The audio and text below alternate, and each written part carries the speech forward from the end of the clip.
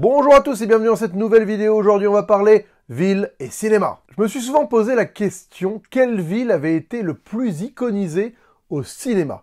Voilà, quelle ville avait profité du fait d'être dans un film pour vraiment prendre une dimension qu'elle n'avait pas avant ce film? Et il n'y a pas si longtemps, j'ai fait un voyage à Philadelphie où j'ai retracé plus ou moins les endroits cultes du film Rocky et je me suis rendu compte que Rocky faisait sûrement partie de ces films qui ont totalement transformé une ville. C'est-à-dire qu'aujourd'hui, Philadelphie ne serait pas le Philadelphie qu'on connaît sans Rocky. Parce que Rocky, ça a pris un lieu qui est un peu random, hein, les marches du musée de Philadelphie. C'est un lieu qui est joli, mais quand vous allez sur place, honnêtement, il n'y a rien de dingue. Hein. C'est un musée au bout d'une espèce de longue rue, longue route. Et bon, il y a une vue sur le centre-ville au loin, avec une fontaine, une statue, enfin voilà, on connaît la vue de Rocky. Mais le lieu n'est pas extraordinaire. Mais le fait que dans Rocky, il y a eu cette scène extraordinaire de montage où au début il galère à monter les marches et après finalement il y arrive et c'est un truc victorieux où il est en haut, il lève les mains, il lève les bras, il donne des coups de poing, bref, Rocky a réussi à iconiser ce lieu qui fait qu'aujourd'hui des centaines de milliers de touristes tous les ans viennent à Philadelphia et visitent ces marches pour faire comme Rocky. Et moi j'y ai passé plusieurs heures là-bas. Et j'ai assisté à des centaines de personnes qui montaient les marches comme Rocky, qui faisaient ça à la fin, qui se prenaient en photo, qui faisaient des TikTok. Bref, on sent que ce lieu a pris une dimension parce que c'est les marches de Rocky. Et d'ailleurs, aujourd'hui, elles s'appellent les Rocky Steps. Alors, il y a même une statue de Rocky. Regardez, j'ai une belle photo de moi à côté. Qui n'est pas en haut des marches, ça dépend du moment, mais qui, moi, j'avais en bas des marches. Bref, on sent que ce lieu a pris une dimension particulière parce que il a été dans Rocky. Après, Rocky, c'est pas n'importe quel film, hein. C'est un chef-d'œuvre, ça a gagné des Oscars, ça a donné lieu à une des sagas les plus surprenantes de l'histoire du cinéma, et ces marches vont avoir une importance dans quasiment toute la saga Rocky, vu que y a des moments clés dans chaque épisode avec ces marches-là, plus ou moins. Donc, c'est pas anodin que ces marches deviennent cultes. Pas n'importe quel film peut rendre un lieu culte. Mais je me suis posé la question sur quels étaient les autres lieux qui avaient réussi à être rendus cultes par des films. Alors, le premier cas vraiment, je pense, de lieu qui est devenu culte mondialement grâce à un film, il y en a sûrement des antérieurs, mais pour moi, le plus iconique de tous, avant Rocky, c'est la fontaine de Trévise dans la Dolce Vita de Fellini. Et oui, cette fameuse scène où Anita Ekberg et Marcello Mastroianni se retrouvent à aller dans la fontaine, à marcher dedans, et même, je crois, à s'embrasser, ou en tout cas avoir une scène de flirt, c'est une scène qui a rendu cette fontaine encore plus iconique que ce qu'elle n'était. Parce que la fontaine de Trévise à Rome, elle était connue, elle était populaire, elle avait un aspect certes impressionnant par son architecture et là où elle était, mais la Dolce Vita lui a donné une espèce de dimension mystique, une dimension romantique, hein, quelque chose qu'elle n'avait pas avant, qui a décuplé sa notoriété. Et d'ailleurs, après le film, ils ont dû mettre un garde, des gens spécifiques pour interdire les gens d'aller faire comme dans le film, parce que ça n'arrêtait pas. Et même encore aujourd'hui, ça arrive récurremment. Bref, c'est un lieu qui est visité énormément à Rome, et le film y est pour beaucoup. Faut dire que la séquence est merveilleuse, Anita Ekberg, elle est au summum de sa beauté, Marcello Mastroianni, il dégage un charisme de fou, et c'est vrai qu'on a tous envie d'avoir ce moment de suspension, comme ça, isolé du monde, avec ce lieu, cette fontaine qu'on explorerait ou dans laquelle on se tremperait les pieds. Il y a quelque chose d'assez génial dans cette séquence et je comprends pourquoi ce film et cette scène a rendu ce lieu aussi iconique. Et je ne sais pas pourquoi j'ai dit fontaine de Trévise alors que c'est la fontaine de Trévis. Excusez mon lapsus. Donc ça, c'est des films qui ont iconisé vraiment des lieux précis de villes. Mais il y a des villes entières qui ont été iconisées grâce à des films. Et même si c'est pas vraiment des lieux précis dans les villes, c'est plus un espèce de mood. Moi, honnêtement, j'ai été totalement marqué par le Tokyo de Lost in Translation. Cette arrivée dans Tokyo avec Bill Murray qui est dans son taxi et qui voit cette espèce d'avenue avec toutes ces lumières, ces néons, ces signes, c'est un mood qui vraiment m'a happé. Et pour parler un peu de moi, j'ai décidé d'aller vivre au Japon en partie grâce à ce film, parce que vraiment j'avais envie d'être dans cet univers, dans ce mood, ça m'avait happé, et voilà, j'ai été jusqu'au bout, et j'ai été vivre là-bas. Et le film n'est pas anodin à ça, c'est-à-dire que c'est vraiment quelque chose qui m'a fait fantasmer, cette vision de Tokyo. Et donc forcément j'ai eu envie de découvrir par moi-même. Dans Lost in Translation, il y a une espèce de pérégrination dans Tokyo et dans Kyoto, et c'est vrai que même s'il n'y a pas de lieu vraiment marquant qui va se détacher des films, il y a une atmosphère, une ambiance qui vraiment sublime cette ville, et qui la rend cinématographique certes, mais même moi j'avais envie d'y aller, quoi. Et en termes de mood, il y a un réalisateur qui est quand même très fort pour réussir à créer des moods dans des villes, parce qu'il l'a fait à plusieurs reprises dans des films qui sont liés, c'est Richard Linklater avec sa trilogie des Before. Donc on a Before Sunrise, qui lui se passe à Vienne, et qui là nous plonge dans un Vienne romantique, mais à la fois ultra abordable, où on est vraiment avec ces deux jeunes, parce qu'ils ont la vingtaine, les deux personnages, qui vont déambuler toute la nuit dans ce Vienne-là, et vraiment, même si rien, encore une fois, il n'y a pas un espèce de lieu marquant dans le film, il y a toute cette ville qui dégage une atmosphère de chill, de romance à la cool, qui donne qu'une seule envie, c'est d'aller passer une soirée comme ça à Vienne, quoi. Et il fera pareil avec Before Sunrise, mais ce coup-ci avec Paris, où encore une fois, on est sur...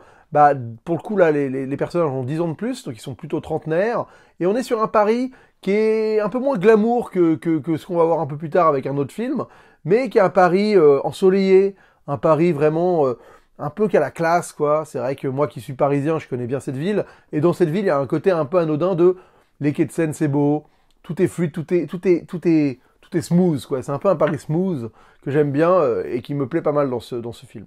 Le troisième se passera en Grèce, non pas dans une ville, mais plutôt dans une région que je ne connais pas, mais en tout cas qui est très très belle, voilà, au bord de la mer, avec même des ruines. La trilogie, c'est une trilogie que j'adore, Before, mais en tout cas les deux premiers qui se situent dans des villes ont réussi à capter, ou en tout cas à retranscrire un mood. Voilà, le Marais, les quais de Seine pour Paris, le Jardin des Plantes, même si la géographie a aucun sens, hein, si vous essayez de suivre leur parcours, ils se téléportent à des moments. On s'en fout, c'est un film, hein. On va pas demander à un film d'être géographiquement précis. Enfin bon, en tout cas, c'est pas mon cas, hein, je m'en fous. Et Vienne, pareil, Vienne, j'étais à Vienne et j'ai pas du tout réussi à retrouver le Vienne du film, ça m'a frustré, parce que vraiment le Vienne que j'ai vu j'ai pas du tout eu accès à ce Vienne ultra charmant, un peu composé de petites rues, il y avait un côté un peu escarpé dans leur Vienne qui m'a beaucoup plu et que j'ai pas réellement retrouvé quand j'y suis allé, mais j'y suis pas resté longtemps. Oui, je parle un peu des voyages aussi, mais bon, c'est comme ça. Parce que Paris, évidemment, le film qui a iconisé Paris comme aucun autre, bah ça reste Amélie Poulain quand même. Bah oui, le fabuleux destin d'Amélie Poulain. J'ai fait une vidéo dessus sur ma chaîne où j'allais voir les lieux en vrai du film pour voir comment ils étaient dans la vraie vie. Bref, c'est un film qui a rendu Paris et principalement Montmartre iconique dans le monde entier. C'est-à-dire qu'il y a des gens qui, comme pour les Rocky Steps, visitent Paris avec l'idée de revoir les lieux connus d'Amélie Poulain. C'est un quartier que je connais très bien, Montmartre, et je vois souvent des touristes devant le café des Deux Moulins. Je vois souvent des touristes se balader dans les rues de Amélie Poulain, devant l'épicerie, même l'épicerie Collignon, qui est une épicerie qui existe toujours. Et il y a des touristes devant qui s'arrêtent, qui prennent des photos.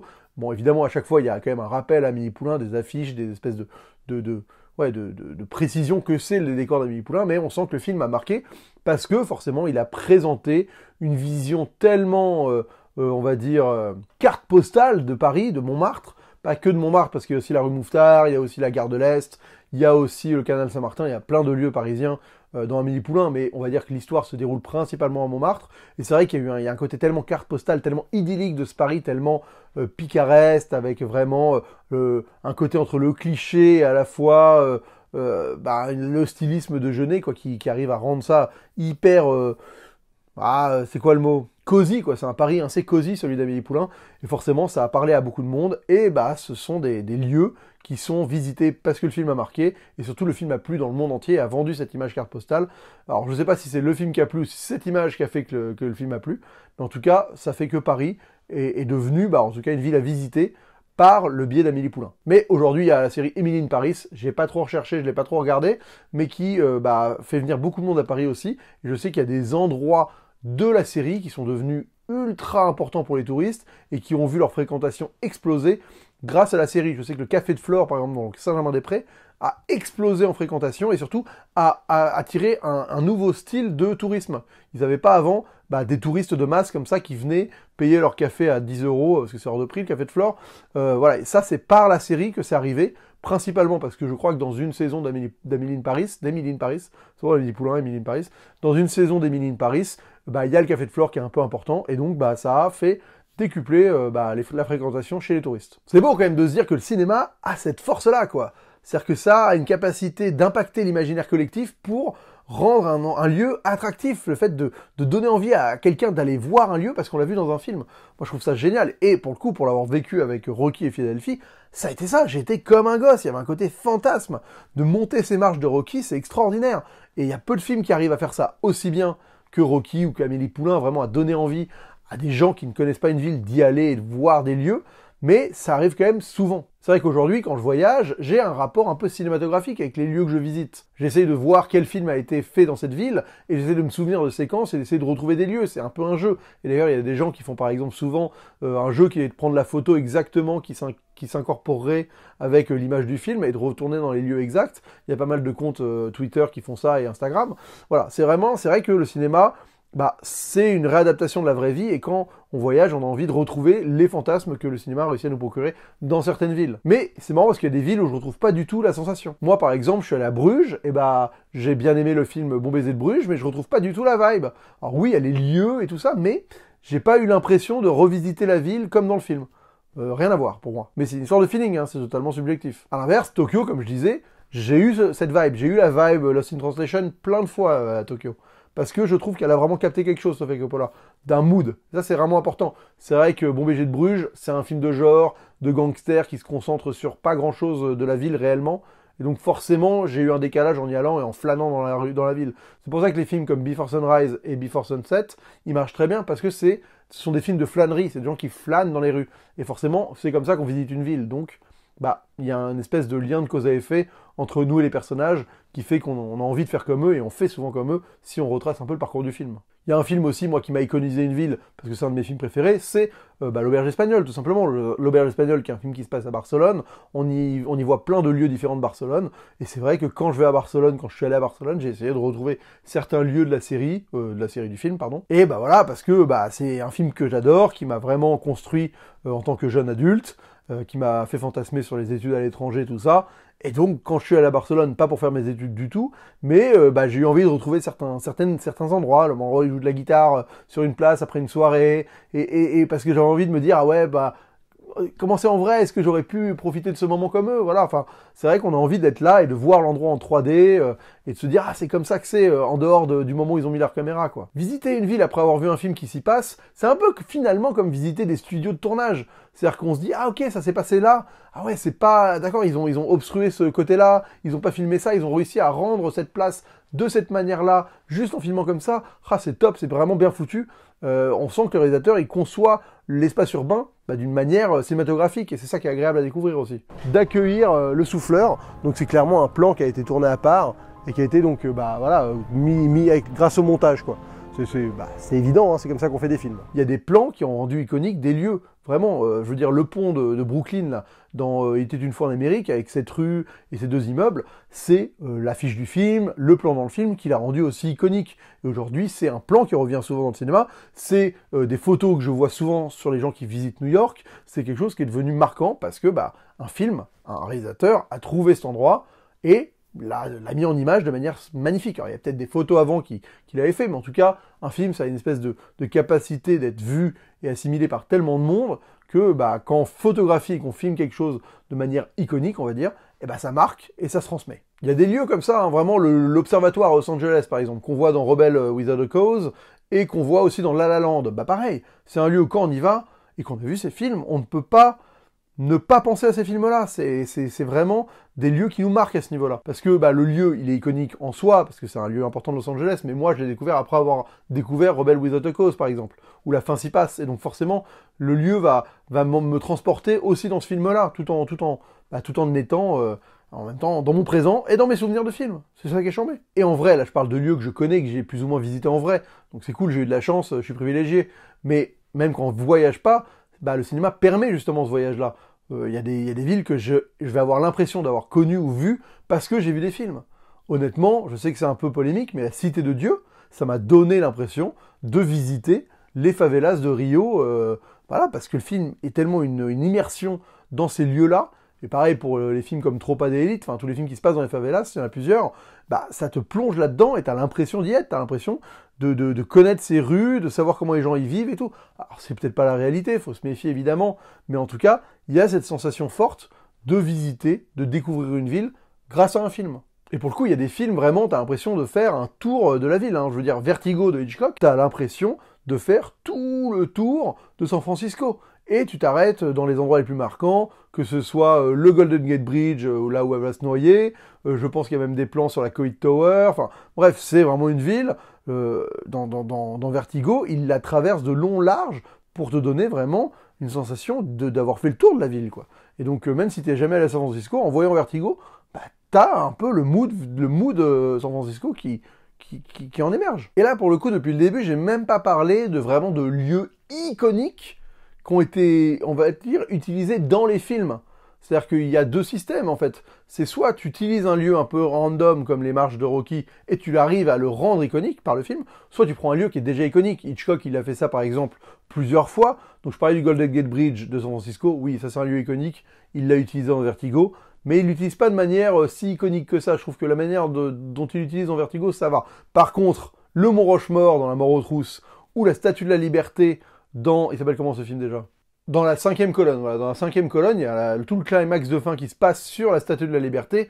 Donc, il a jamais tourné vraiment à la Statue de la Liberté. C'est tout un jeu de décors et de composites et tout. Mais en tout cas, il a utilisé un lieu iconique de New York, la Statue de la Liberté, pour le mettre dans son film et rendre sa scène marquante. Il va y avoir ça un peu avec Mission Impossible qui utilise souvent des lieux iconiques, que ce soit le Vatican, que ce soit le Burj Khalifa dans l'épisode 4.